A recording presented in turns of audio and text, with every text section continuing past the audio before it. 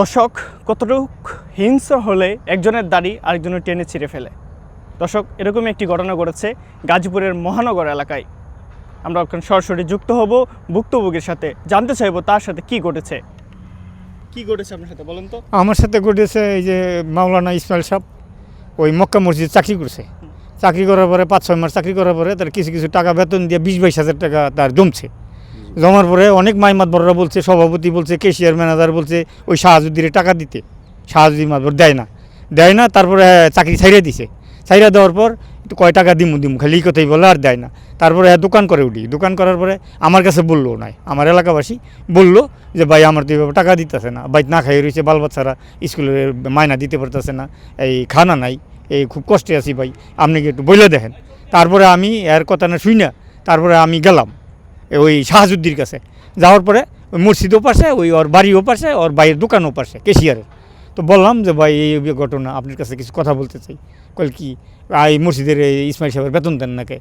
আমার কয় তর্কি, ওই সুরের বাচ্চা তর্কি আমার কইয়া তারপর আমার এইভাবে ঘুষি মারছে, বক্সিং মারছে, তারপর দাড়ির মধ্যে হ্যাংসার টান মারছে, পাইরা পরে এমকে ফালাই দিছে উপরমি, বাতারে সাইডে দিছে। এই যে এই দাড়িগুলো সিরা হয়ে থাকে, এগুলো আমার সিরা ফালাইছে সব, মারছে। মাইরা আমি মারিতে পড়ে গেছি, চোয়ে দিই না। তারপরে আমি অনেকক্ষণ পরে জ্ঞান ফিরেছি, পরে এলাকার মেশে আমার খেদাই দিছে, কয় আরও মারবে তোরে। ওর বাইরে বলে দাউল হয়ে স্যান লয়ে ওর কাইডা বলে মসজিদের বদনাম করছে, মক্কা মসজিদের। ওর একবারে মাইরালে যাও ওই ওর মাইরালি, অনেক মানুষ পিটাইছি, ওরে মাইরালিম, এটা কইছে। পরে কওয়ার পরে আমি মাটিতে পড়ে গেছি। তারপরে এলাকার জনগণ আমার ফিরাইছে, আমার জান বাঁচাইছে। না আমার মাইরেই ফাইলতো, দাড়ি না ছিঁড়তো, আমার মাইরাও ফাইলতো, তাও আমার সহ্য হইতো। পরানে নবীর সুন্নত চিরা ফেলাইছে, অনেক কষ্ট হয়েছে আমার। আপনার কাছে আমি বিচার চাই।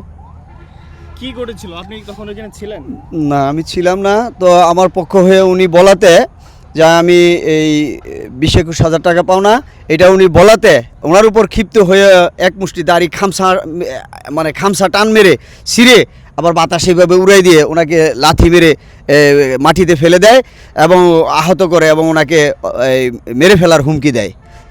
অতএব এই কথা শোনার পরে যে দাড়ি ছিঁড়ে ফেলেছে, আমার হৃদয়টা একবারে খান হয়ে যায় ভেঙে, এবং আমি অত্যন্ত মর্মাহত হই। এবং অতঃপর তারপরে এইখানে মেট্রো সদর থানাত এখানে অভিযোগ দায়ের করা হয় এবং এলাকাবাসীদেরকে জানানো হয়। সাবেক মেম্বার সাহেব এবং চেয়ারম্যান ক্যান্ডিডেট এবং গাজী মার্কেটের ব্যবসায়ী বৃন্দ সমিতির সকলকে জানানো হয় এবং ওকে ডাকা হয় কিন্তু কোনো গ্রাহ্য করে নাই। এরপরে এই যে মারধর করছে ওর নাম খালেকুজ্জামান উর্ফে শাহজুদ্দি, পিতামিত মকবুল হোসেন।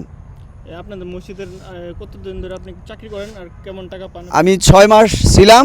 তো 6 মাসের মধ্যে এই প্রায় 21-22 হাজার টাকা। জি।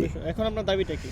এখন আমার দাবি যে অভিযোগ দেওয়া হয়েছে, অতএব সমস্ত মুসলিম উম্মার কাছে আমার একটি দাবি যে নবীর সুন্নতের উপর যে আক্রমণ করতে পারে সে একটা মস্ত বড় একটা জালেম। অতএব জালেমের ইসলামী আইনে, দেশের আইনে সর্বোচ্চ শাস্তি হওয়া দরকার, যাতে কারো উপর এরকম এই নগ্ন আক্রমণ না করতে পারে। এখনও সে হুমকি দিয়ে যাচ্ছে এবং যেখানে পায় সেখানে মারবে। লাঠি নিয়ে আজকেও একে খুঁজছে, দৌড়ানি দিছে। অতএব এটার দৃষ্টান্তমূলক এই 5 তারিখ মামলা হওয়ার কাছাকাছি এটা অভিযোগ নেওয়া হয়েছে থানাতে। তো এটা তদন্ত সাপেক্ষে এবং এখানে সাক্ষী আছে, প্রায় 100 খানেক সাক্ষী আছে। এরপর এটা আইনি ব্যবস্থায় যা হয়, অতএব তারপরে আমরা ইনশাল্লাহ লিগেল এইড এর আমরা মামলায় যাব ইনশাল্লাহ। দর্শক, ভুক্তভোগী যেমনটা বলছিল, তার যে নবীজির সুন্নত দাড়ি, সেই দাড়িটা যদি টেনে না ছিঁড়ে তাকে মেরে ফেলতো, তারপরেও সে অনেক খুশি হতো। তার দাবি যে এটা সর্বোচ্চ শাস্তি হয়। সর্বশেষ জানাছিলাম আমি মোহাম্মদ আলমগীর ইসলাম, সময়ের কণ্ঠস্বর, গাজীপুর।